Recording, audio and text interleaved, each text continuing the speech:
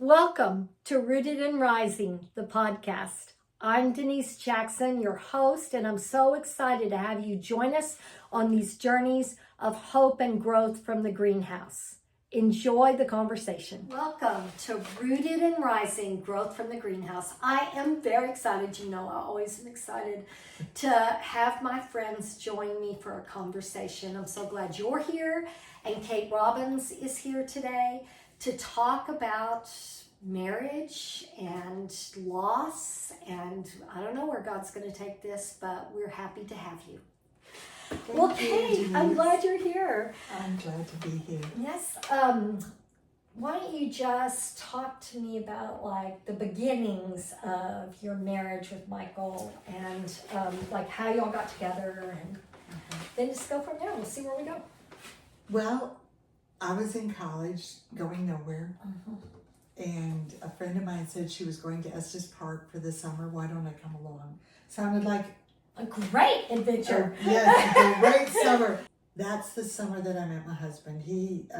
I had worked as a waitress all summer long and gone through some kind of not real pleasant things.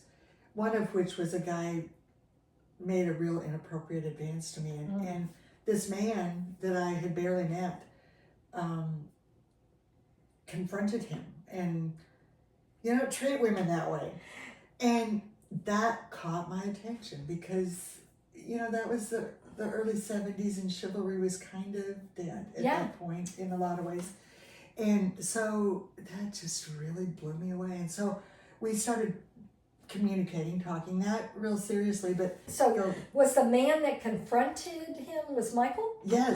Oh, because he was a young man at that time. But yes. Oh, that's great. Yeah. Okay. Oh, yeah. He was 20 at the time. I just could hardly believe that somebody who barely knew me, I mean, we worked together. But so that was kind of the thing that drew us together. Then we went to a movie, Pat Garrett and Billy the Kid, I'll never forget it. Bob Dylan was in that movie. And we both were big Bob Dylan fans. We went in to see the movie and came out into this was in Estes Park, so anybody who's been to Estes Park may remember this old theater that was there. We walked into the entryway there, and I looked at him and I said, I really like that movie. And he said, I did too.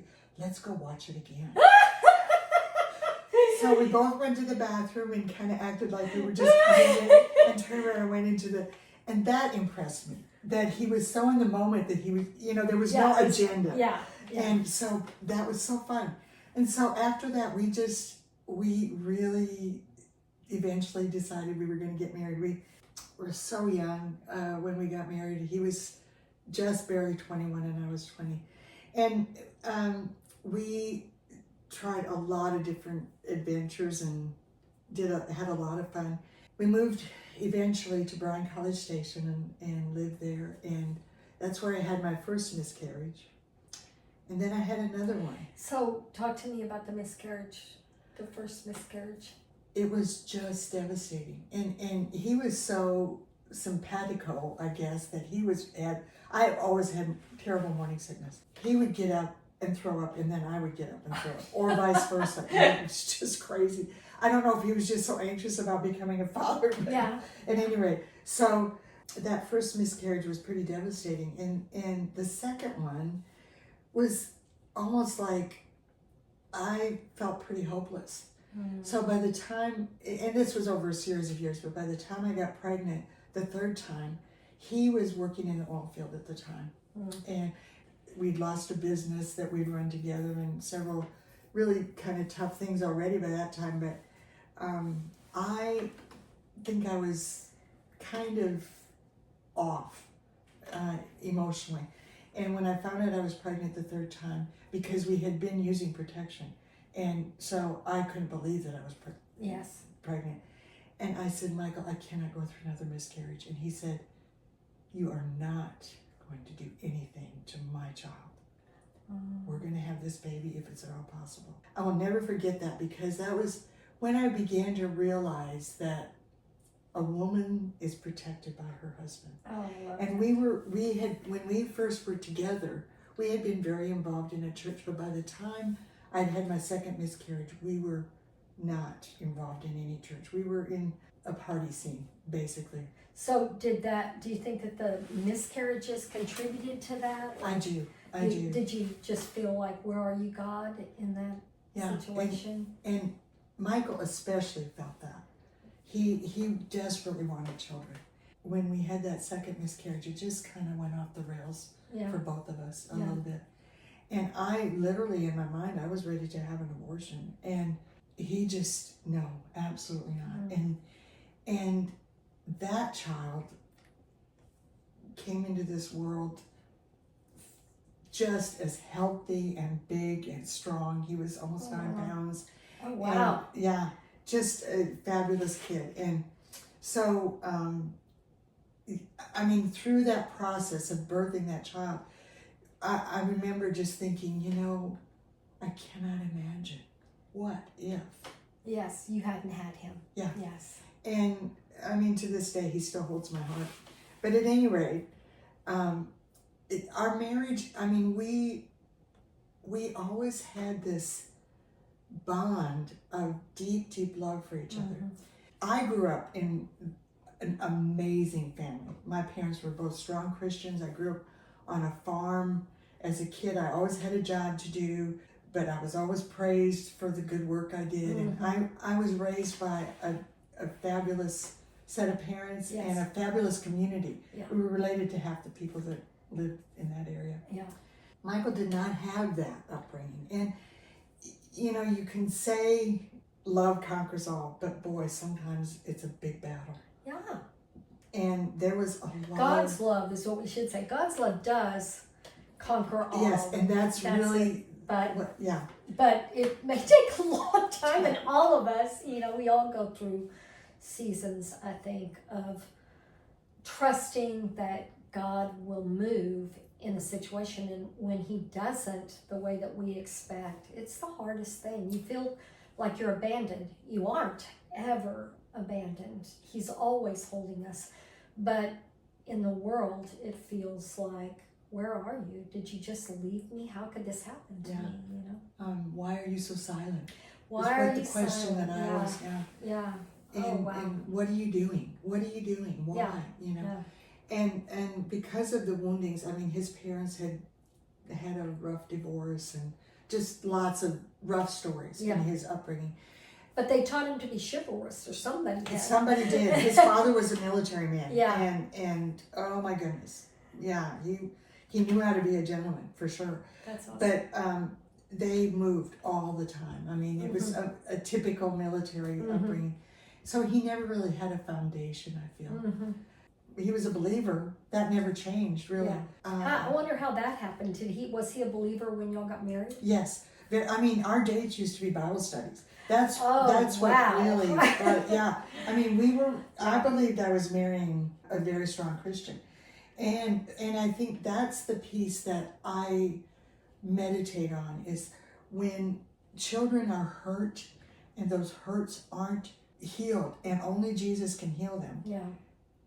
They continue to carry forward into the future. And cause, I believe, curses in the next generation. These curses that were heaped on that child then cause curses to follow in the next generation and the next generation. Yes. Unless you are able to realize. Unless you bring him to Jesus. That's right. It's got to be. But you have to fight. You have to be able to say, "Oh, I'm damaged. I have these things that are broken in me." Yeah. And that realization does have to come in just spending some time with the Lord, I think, you know, and then he can show you, but he can't show you if you won't listen.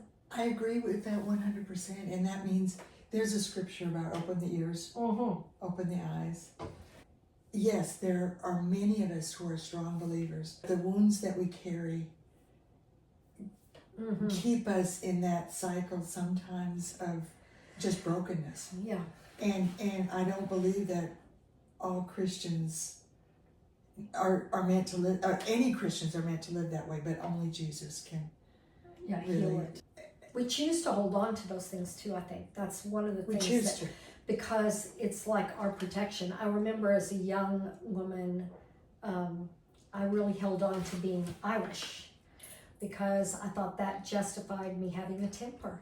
Okay. And that temper gave me power in my mind that protected me from things that were scary or hard. I could just be angry and come out at you. And I said that for years. I'm Irish, that's why I'm like this. That's the thing, you seek the Lord, you don't know what you're gonna find out when you seek Him. Yeah. Like, I love the Lord, but I was so vocal about, like he said, humble yourself. And I was like, no. I was just like, no, I'm not doing that. That's scary. I'm I Irish. can't do that. I don't have to. I'm not going to. I'm Irish. You can't be Irish. I don't have to. It took a long time for me to be trusting enough to be humble before the Lord. Absolutely. And let Him have it all. And then that was the beginning of unearthing so many things in my life that really I feel like came from generations before. Absolutely. And I probably passed on because it was after my kids were already growing. Right, but we can always break that bitter root. And we do, we pray. I've prayed, Lee's Mhm. prayed. But I also think that because they have it in some of those things in their lives, they have to choose to let go. And we all get that choice. Yeah, absolutely. But you can't do it without the power of God in your life. So if you're not spending time with the Lord, you can't. You can't. Mm-hmm. I couldn't have. I would still be saying, I'm Irish. I would. Anyway. Right. And the other thing that I came to understand was not only the trauma and the brokenness. Michael had a head injury when he was 10, almost died. That was a trauma that, and I don't know if maybe he was always, but there are people who are considered super sensitive, ultra sensitive, I think is the word.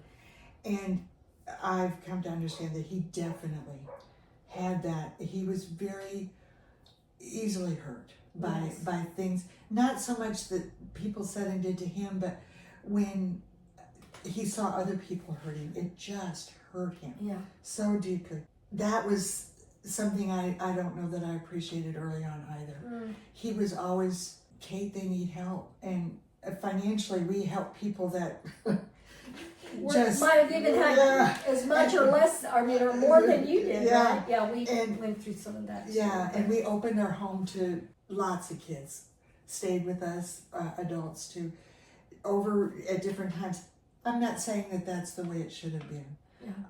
In retrospect, and I've told both my kids this, is that I think you lost some of the energy and the focus that should have been on you because we were always trying to help all these strays that came in. And that was just boundaries. That was and you didn't understand didn't boundaries understand then. it at the time. I didn't understand that. So at any rate, after we had the second miscarriage, it was rough for both of us. And then Jacob came, and just a healthy, strong, great kid. And I had one more miscarriage, and I was about to give up again. But we both wanted a second child, and that's 4 years later we got a precious Sarah, and that we both felt like it's complete. We've had our kids. We're not gonna go through any more of this. But God He blessed us in many ways. However, in many ways, the things that I've alluded to, these boundary things, and we didn't make good financial decisions through the years. But the thing that really evolved, when Jacob was 3 or 4, Michael took a job where he was working with some people who drank heavily. And he became involved in that culture, and that began a decades-long heavy alcohol addiction. And through the years, I had to make some decisions. I had gone to college and gotten like halfway through. And then for a period of time, I'd worked over at A&M and taken several courses there. And I desperately wanted to get my degree. I took a job at Texas State for the specific purpose, so that it would be easy for me to do that. And I would like to say it was easy. It was financially easy because, you get a tuition break. But I was raising 2 kids and trying to go to school. And working. And working full time. Full time, yeah. And, I did the same thing. And it was hard. It was hard. Like many alcoholics, Michael jumped from job to job, and there was a lot of insecurity on his part. Wasn't that he was a deadbeat, but he would get dissatisfied and I quit, you know, and that's a common pattern that I've seen in a lot of addicts. And then at some point, years later, he was actually diagnosed with bipolar disorder, which was not a surprise to me. Yeah. So you've been living with it. I had been living with it. And when I went, well, that's another story, but once I graduated, I'm going to back up. Once I graduated with my bachelor's, I thought I was done going to school. I can't do this anymore. But several people said to me, Kate, you need to go back and get your master's. And I just fought it. I thought, oh, are you kidding me? This is not even feasible. I'll never forget one morning, because a man the day before had come up to me and he said, I'm serious, Kate. You really need to get your master's. If you're going to stay working here at Texas State, because it's almost free and you need to do that. And he was a good friend of mine, and he was an encourager. So I was going by the silo. It's a glass place, whatever. I said, Lord, if you want me to go to graduate school, you're going to have somebody tell me, because I need it. I need it in human words. I just can't go by feel. I looked up and I was driving by the silo. And that, it's about 15, 20 minutes into the university from there. And I went to my office and I was starting my day, and my boss came in and sat down in front of me and he said, Kate, I need to talk to you. And first of all, he never, the whole power. So that was, scary. The power thing. I can still feel it in my bones when I said that. And I looked at him and I was just like, oh, cool.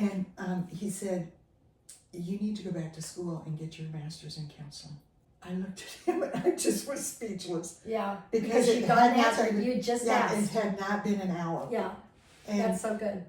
And those words carried me through 11 years of working on my master's degree. And in the meantime, so many things happened in our life. Michael had an aneurysm that nearly burst.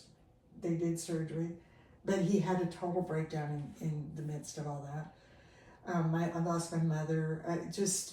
So many things. So many things. And that it caused me to be very delayed. But I remember a very kind counselor, or the person who was the advisor for the program. I told her, I need an extension because you're supposed to finish in 6 years. And I went in and I talked to her. I said, I need an extension. And she said, I have found that the best lessons in life are learned very gradually. It's soaking into you. When somebody rushes through, sometimes they don't get it all, but you're just letting it soak. Oh, I love that. And it was words from God. I mean, she was a Christian, a believer, and I just thought, she's right. I don't have to be in a rush. So when you, but just stepping back a little bit, when you started going to work on your master's, was Michael supportive of that? Absolutely. He was always on your side, even through all of this stuff. And I remember realizing, and this was after my daughter was born, that for our marriage to survive, a lot of times, he had a lot of anger, as you can imagine. Yeah. I quit arguing with him ever. I didn't feel like that was worthwhile. It wasn't. But I remember realizing that if I got up and made coffee on a Saturday morning, he would wake up and he would be sober, and we would spend Saturday morning, a lot of times till noon, just visiting with each other. Oh, that's good. So you kept your connection, and you kept even that connection, through that. Yeah, when he was sober. And that's what quality time is, my love language. Yeah. So that is what kept me going. When we knew him, he had stopped drinking. Right. So when did that happen? Well, he did a rehab program in the late 90s. Was that after the aneurysm or? No. The aneurysm, he got sober for about 6 months, and then he started drinking again, and I was devastated. And I have to say this, I literally got down on my knees and prayed to God to release me from the marriage. I knew, I understood that it was a covenant before God. Yeah. But I knew that I was just devastated. Yeah. I couldn't, and I heard the verse, those who rise up with wings of an eagle will run and not grow weary. Those that wait upon the Lord. Yeah, those are, Yes. yeah, I said it Yes, wrong. I'm yes. sorry. No, you But said those it who wait all. on the You just Lord, that okay. first part. The Yeah. only reason I know that is because I feel like that was a verse that God gave me Yeah, early when I hardly knew the word. They that wait upon the Lord will renew their strength. They will mount up with wings as eagles. They will run and not be weary. They will walk and not faint. Yeah. Yeah. And I felt like that was a clear sustaining sign. us. Yeah. Yeah. And Lee was not an alcoholic, but just going through different things in our lives, you know, he was not a great communicator. I over communicated. We just went through like periods of, I was very social. He was very quiet, which is such a blessing in our lives. Once we became one instead of two trying to go the other way. But it was really hard in the beginning of our marriage, the first years, because we just had such a hard time having a time to communicate. Right, and you had all those kids. Yeah. We had 4 kids, and we would go, we were poor. We were in college again, and we weren't spending any time together. We finally started letting the RAs, the resident assistants, watch the kids overnight every once in a while, and we drive an hour or something away to the Motel 6. And the whole way, Kate, we would scream at each other. Well, I would scream, and he couldn't escape. Right. So I would scream, and he'd have to talk back. Right, yeah. But I was so frustrated. I'd just been bearing all of this stuff that I was so frustrated with him.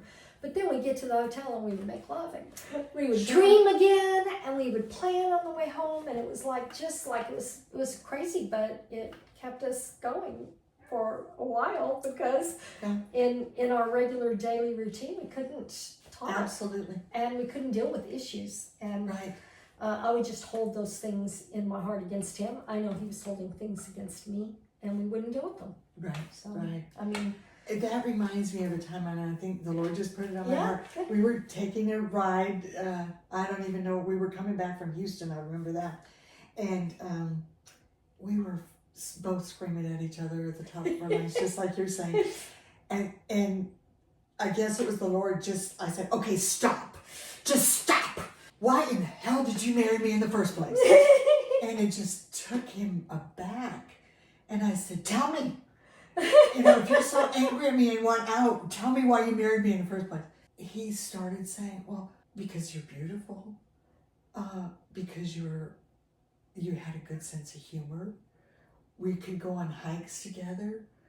You know, just statements like that. And he said, so why did you marry me? And he was still kind of coming down. But by the time I told him why I had married him, and I remember one of the things I said is because we could dream together. We never ever had a fight like that again. That's what I feel like most, I don't know, I can't say that we never did, but we certainly had less once we figured out there was so much built up that we had to start letting that go. Right. So yeah, that was a blessing. Yeah, and it wasn't that we never fought again, but it was, I mean, to me, I felt like we were heading towards the end. Yeah, that was it. And we never, that was never on the table. Yeah, after that. Because you loved each other. Yeah, you both until when he started drinking again. Yeah. But then the Lord put a stop to it. And so that one pivotal time was when our son got a head injury. And I feel like that was so hard for Michael because he knew that had affected his life, so much. And he hated that his son's life was going to be affected. And it has been affected. Yeah. But it was a miracle that he lived. There was not a doctor that saw him that didn't remark on that. And Jacob ended up graduating with his class. He didn't from high school. From high school, yeah. And you told me earlier he loves God. He does love God. Praise God. Yeah. Because that saves us in the middle of, we live in a world that's full of chaos. Absolutely. And we're all in it, even if just the stuff that's been going on lately with the floods. I mean, it's horrible, but we're in a world that's fallen and there's chaos. We're here for purpose. We always forget that in the middle of just living. We don't understand that God sent us here for purpose and not to hurt us. to bring light into darkness. So it blesses me knowing, you saying he loves God. And he's Jacob. I mean, and the Jacob in the Bible had some moments. Oh, absolutely. But sure God used him Yeah. so mightily. So, that's like, it comforts me. I hope it comforts you. Oh, as you go absolutely. through these Because things. there's been another, and I alluded to that earlier, that he was in a motorcycle accident and he ended up at Dell Trauma Hospital in Austin. Oh my gosh. And he had 10 surgeries in 6 weeks. Oh my gosh. One of them, it's a teaching hospital, and there was a whole group of students in the room, and they were talking about they were going to have to do another surgery, and I was beside myself. I mean, it was very hard. It was just 3 years ago, and a nurse pulled me aside and said, "You need to understand, when that man came into this hospital, none of us expected him to live. He's going to live and he's going to be okay." His head didn't get injured again. It was his lungs, and his whole sternum is just chained together with metal. Oh my gosh. And it looks like a railroad. It's crazy. And his face, it had to be reconstructed. But there again, I have to know and believe that God has a purpose for his him. life. Jeremiah 29:11 is, and I know 12. the plans I have for you. And 12, So when you tell me. seek the Lord. You'll find him when you seek him seek with him all your heart. And so that's it. That's it, So, yeah. and whatever happens, I don't understand what's going to be the end of Well, that. But that's one of the hardest things about being a mom is, we love our children. We pour everything into them. And I watch parents now thinking, oh, my child could never, because I was a teacher for a while, so you see that a lot. My child could never have done anything wrong, but we all do. We all fail. We all falter. We all make bad decisions in our lives. And through that, we find God's presence, really. Yeah. So once they grow up, the hardest thing is to let them go, because really, who knit them? Who called them by name before they were in our womb? Who knit them together? He knows the plans he has for them, and he will complete what he's begun in their lives. I believe that. with all of your heart. Yes, with Me all of my too. heart. Yeah. Well, the reality is that we can't be God for our children. No. We can't be God But for our husbands either. No. And those are so hard. It's so hard. Again, we go back to this little wanting to be in control. Our flesh wants to control. Our spirit has to be letting completely go of everything and laying it before the Father, so that he can pick it up and restore whatever we lose. And one day, face to face, that's the thing. This is not our world. Our world is there. Wherever there is, it's a different place. And it's where we were before, and it's where we're going back to. Yeah. We're here Thank on you, a Lord. mission. Thank you, Lord. Yeah. Mm. But to get back to my marriage, Yes. so there were a lot of years where there was tough times, but I remember one Christmas, we barely had 2 dimes to put together, and I got a Christmas card for some dear friends, and there was a check for $300 in it, and I just thought, how does this happen? Yeah. And that was our Christmas. I Yeah, mean, that was, and that was the Christmas meal even, we budgeted and we made it work. We had something like that too, but it wasn't even a family who really had very little won the Piggly Wiggly contest. It was toys and groceries and all of that stuff. And it was so much, I don't know if it was so much, but they decided that they would give half to us. How lovely. Oh, that's precious. Isn't that amazing? Yes, And what was really neat was my kids decided they were going to give half of what they'd gotten to another family. And that family was so excited. And I remember us all at Christmas Eve, because we'd always have people over on Christmas Eve, and all those families were there. And we were playing Jenga, or the kids were, and they were it was really like one of the best Christmases, because they all understood that this was a gift that was given to them, and they understood to give the gift. And Yeah. I just think I hope they always will remember that. Remember that. Yeah. Yeah. What a Well, gift. there's a lot of stakes in the ground that I remember through the years that That's good. helped, I love that you say that. yeah, helped me to know that God was with us, grew my faith. Mm-hmm. And I remember shortly after that time when I prayed to be released, I called a friend of mine, and she was a woman that really she had 7 children by several different daddies, and, Mm-hmm. but she was wise. I said, I just don't know if I can do this anymore. And I told her that God had told me to stay, to wait on him. And she said, Kate, I want you to think about this. As hard as your marriage is, what has it done to your relationship with God? Mm. And that was the most, The refiner's fire. yeah, it was one of the most powerful questions Yes, anyone that's has asked me. good, Kate. That's really Yeah. good. And so it shifted my whole paradigm. Yeah. It just, and that's how I viewed it. It's funny how when his word comes in, it does shift everything. Yeah, it's like, okay, now I can let go and I could receive that truth. Yeah, that's good. Okay, well, we're going to stop here, but we've got a part 2 coming. Because there's some good stuff here. But what I'd like you to do is, if there's any word that you'd like to share with these women, something that you've learned that you wish they would know, that we haven't already talked about, please feel free. Well, I would just say I would never advocate to stay in a marriage that's abusive. That would be my first just firm statement. Step out. Do out. not stay in that. Maybe step away, Yeah. and then God will guide you if it's time to step out. Obviously, he did not guide me in that direction. Just because a marriage is hard doesn't mean it's wrong. Just because a marriage is hard doesn't mean you're not meant to stay and continue to work on it. Because everywhere you go, there you are. And God uses tough marriages to refine us, as we're saying.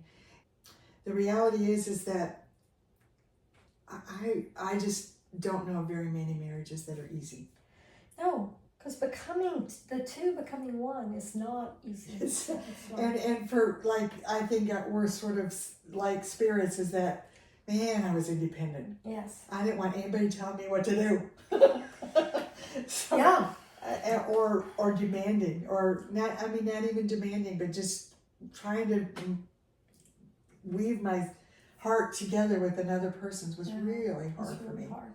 So. I just feel like I want to mention right now, Kate is and has been for the last few years a licensed professional counselor, and now she counsels remotely. So you may hear this story and think, wow, I'd like to talk to her more, and you can. So if you want any information about that, just reach out to me, and I'm happy to provide it. So thank you again for joining Rooted and Rising, Growth from the Greenhouse. I grow as I listen to these stories of my friends. I know them deeper than I've ever known them before as I'm listening to these stories. And what it's doing is building me up in my inner man to walk in this journey that God's called us to. I love you. We love you. We want you to be strong and healthy and trust in the Lord with your whole heart. I'm Denise Jackson. This is Kate Robbins. We'll see you soon.